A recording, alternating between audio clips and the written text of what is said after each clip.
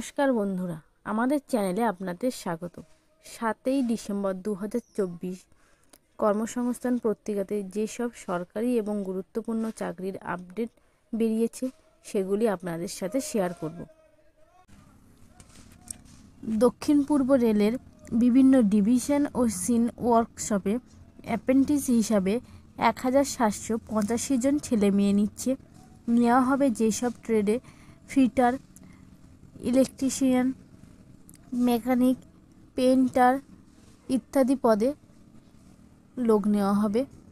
কারা কোন ট্রেডের জন্য যোগ্য, এইসব ট্রেডে আবেদনের জন্য কেমন শিক্ষাগত যোগ্যতার প্রয়োজন, যে কোনো জায়গা থেকে আপনার 50% নাম্বার পেয়ে মাধ্যমিক পাস ছেলেরা আবেদন করতে পারবেন এবং তার সাথে ITI পাস হতে হবে। এই কোর্স পাস না হলে আপনারা আবেদন করতে পারবেন না। বয়স হতে হবে 15 থেকে 24 বছরের মধ্যে।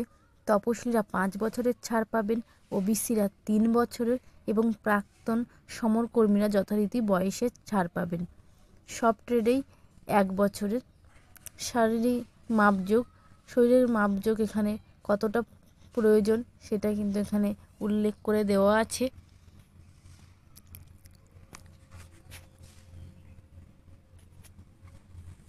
প্রার্থী বাছাই পদ্ধতি কীভাবে হবে? মাধ্যমিকে পাওয়া নাম্বার ও ITI কোর্সে পাওয়া নাম্বারের ভিত্তিতে এখানে শূন্য পদের 1:25 গুণ প্রার্থীদের নাম ট্রেড অনুযায়ী মেধা তালিকায় প্রকাশ করা হবে। এরপর শারীরিক মাপযোগের পরীক্ষার জন্য ডাকা হবে। কোনো লিখিত পরীক্ষা বা ইন্টারভিউ হবে না। উচ্চ শিক্ষাগত যোগ্যতার এখানে বাড়তি কোনো সুযোগ আপনারা পাবেন না। দরখাস্ত করার পদ্ধতি: দরখাস্ত করবেন অনলাইনে 27শে ডিসেম্বর পর্যন্ত। এই ওয়েবসাইটের থেকে আপনারা অনলাইনে আবেদন করতে পারবেন। আবেদন ফি হিসাবে 100 টাকা দিতে হবে। তপশিলি, প্রতিবন্ধী ও মহিলাদের কোনো রকম ফি লাগবে না। আরও বিস্তারিত তথ্য জানতে পারবেন এই ওয়েবসাইট থেকে। কোন কোন ডিভিশনে কতগুলি শূন্য পদ আছে সেগুলি এখানে দেওয়া আছে।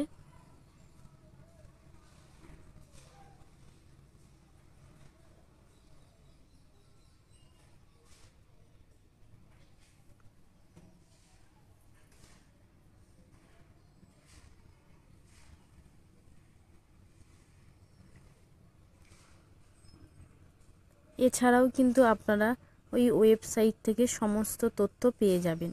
ভারতীয় উপকূলরক্ষী বাহিনী গ্রুপ A পদে 140 জন অফিসার পদে লোক নিচ্ছে। তারা কোন পদের জন্য যোগ্য? ফিজিক্স ও অঙ্ক বিষয় নিয়ে উচ্চ মাধ্যমিক পাশের পর যে কোনো শাখায় গ্র্যাজুয়েট ছেলেমেয়েরা আবেদন করতে পারবেন। ফিজিক্স ও অঙ্ক বিষয় নিয়ে ডিপ্লোমা কোর্স পাশেরা ডিগ্রি কোর্স পাস হলেও যোগ্য। বয়স 21 থেকে 25 বছরের মধ্যে এবং এছাড়া বয়সের ছাড় পাবেন এবং শারীরিক মাপযোগ এখানে দেওয়া আছে। শারীরিক মাপযোগ এখানে উল্লেখ করে দেওয়া আছে। অ্যাসিস্ট্যান্ট কম্বাইন্ড পদের ক্ষেত্রে টেকনিক্যাল, মেকানিক্যাল, ইলেকট্রিক্যাল, ইলেকট্রনিক্স ইত্যাদি পদে ইঞ্জিনিয়ারিং পাস ছেলেরা আবেদন করতে পারবেন। বয়স হতে হবে 21 থেকে 25 বছরের মধ্যে। এছাড়াও যথারীতি সরকারি নিয়ম অনুযায়ী বয়সের ছাড় পাবেন। অনলাইনে দরখাস্ত করতে পারবেন 24শে ডিসেম্বরের মধ্যে এই ওয়েবসাইট থেকে। আবেদন ফি বাবদ 300 টাকা দিতে হবে। তপশিলীদের ক্ষেত্রে কোনো রকম আবেদন ফি লাগবে না। এছাড়া আরও বিস্তারিত তথ্য পাবেন ওপরের এই ওয়েবসাইট থেকে, যে এক্সামের প্যাটার্ন, ট্রেনিং ইত্যাদি বিষয়ের সমস্ত তথ্য। কলকাতায় উৎকর্ষ স্মল ফাইন্যান্স ব্যাংক প্রবেশনকারী অফিসার পদে কিছু লোক নিচ্ছে।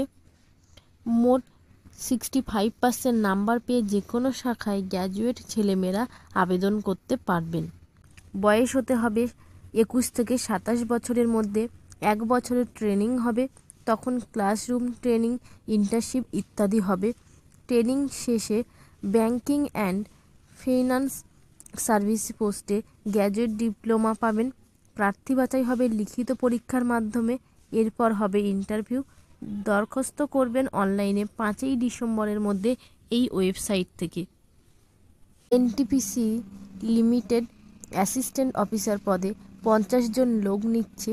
মেকানিক্যাল, ইলেকট্রিক্যাল, সিভিল ইত্যাদি পদে ইঞ্জিনিয়ারিং ডিগ্রি কোর্স পাশেরা মোট অন্তত 60% নাম্বার পেয়ে থাকলে আবেদন করতে পারবেন। বয়স হতে হবে 45 বছরের মধ্যে। মাইনে পাবেন 30,000 থেকে 1,20,000 টাকা। মোট শূন্যপদ 50টি। প্রার্থী বাছাই হবে অনলাইন সিলেকশন টেস্টের মাধ্যমে। পরীক্ষা হবে 2টি পর্যায়ে।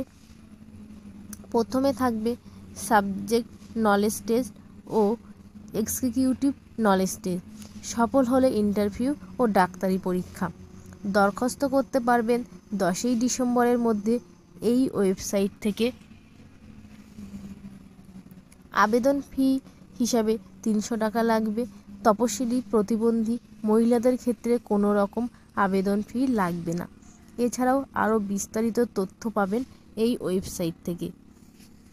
কর্মসংস্থান পত্রিকার জিজ্ঞাসা পেজটি আপনাদের সাথে শেয়ার করব। স্কুল সার্ভিস কমিশনের 2016 সালের আপার প্রাইমারি টিচার পদের প্রথম ফেজের কাউন্সেলিং কি হয়ে গেছে? হ্যাঁ, আপার প্রাইমারি টিচার পদের জন্য প্রথম ফেজের কাউন্সেলিং শেষ হয়ে গেছে। তারপরে হাইকোর্টের রায়ে 2016 সালের আপার প্রাইমারি টিচার পদে প্যারা টিচারদের জন্য 10% শূন্যপদ সংরক্ষিত থাকার কথা ছিল। ওই সব প্রার্থীদের কবে থেকে কাউন্সেলিং হবে? 27শে নভেম্বর এক বিজ্ঞপ্তিতে প্যারা টিচারদের জন্য 10% শূন্যপদ সংরক্ষণের প্রথা মেনে তালিকা প্রকাশ করা হয়েছে। স্কুল সার্ভিস কমিশনের 2016 সালের আপার প্রাইমারি ওয়েটিং তালিকায় প্রার্থীদের কবে থেকে কাউন্সেলিং শুরু হবে? খুব শীঘ্রই কাউন্সেলিংয়ের জন্য ডাকা হবে। ডিসেম্বরের মধ্যে নিয়োগ না করলে প্রার্থীদের একটি ইনক্রিমেন্ট থেকে বঞ্চিত হবেন। এত বছরের পর নিয়োগ হচ্ছে, তাই প্রার্থীদের দাবি ডিসেম্বরের মধ্যে ওয়েটিং তালিকায় প্রার্থীদের নিয়োগ করতে হবে। তারপরে স্টাফ সিলেকশন। কেন্দ্রীয় 8 বাহিনীর কনস্টেবল পদের পরীক্ষা কবে হবে? পরীক্ষা হবে 4ই ফেব্রুয়ারি থেকে 25শে ফেব্রুয়ারি পর্যন্ত।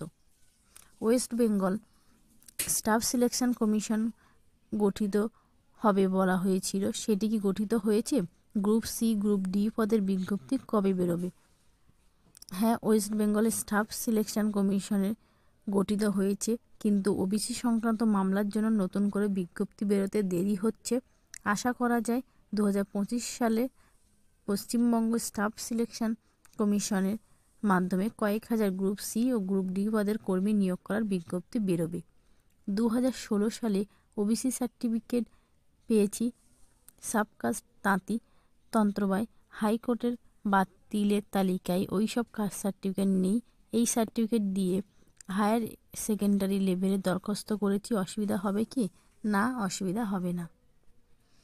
জেনারেল ক্যাটাগরিতে মিসলেনিয়াস সার্ভিসেস পরীক্ষা দিয়েছি, এখন ইডব্লিউএস সার্টিফিকেট পেয়েছি। এই সার্টিফিকেট পিএসসির অফিসে গিয়ে নথিভুক্ত করতে পারবো কি? না, পারবেন না। অন্যান্য চাকরির সার্টিফিকেট ভেরিফিকেশনে কি কি দেখা হয়? কাগজপত্র কি কোথাও জমা দিতে হয়? চাকরির পরীক্ষার যাবতীয় পরীক্ষার মার্কশিট, সার্টিফিকেট, ভোটার আধার কার্ড, জন্ম সার্টিফিকেট ইত্যাদি মূল পরীক্ষা করা হয়। সঙ্গে ওই সব প্রমাণপত্রের জেরক্সের কপি জমা দিতে হয়।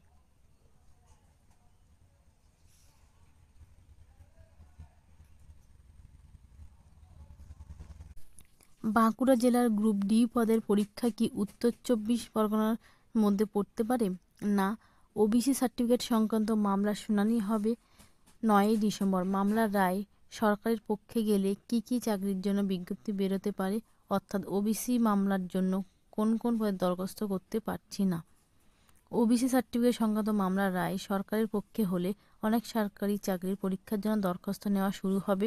ডাব্লিউবিসিএস, পঞ্চায়েত, পুলিশ বিভাগ, স্টাফ সিলেকশনের গ্রুপ সি ও গ্রুপ ডি ইত্যাদি পদে।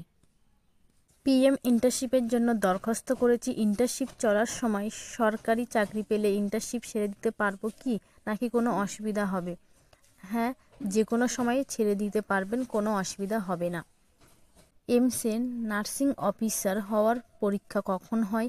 কি কি বিষয়ের পরীক্ষা হয়? কি কি পাস হতে হয়? বিস্তারিত তথ্য জানাবেন। এখানে কিন্তু সমস্ত কিছু তথ্য দেওয়া আছে, আপনারা একটু দেখে নেবেন।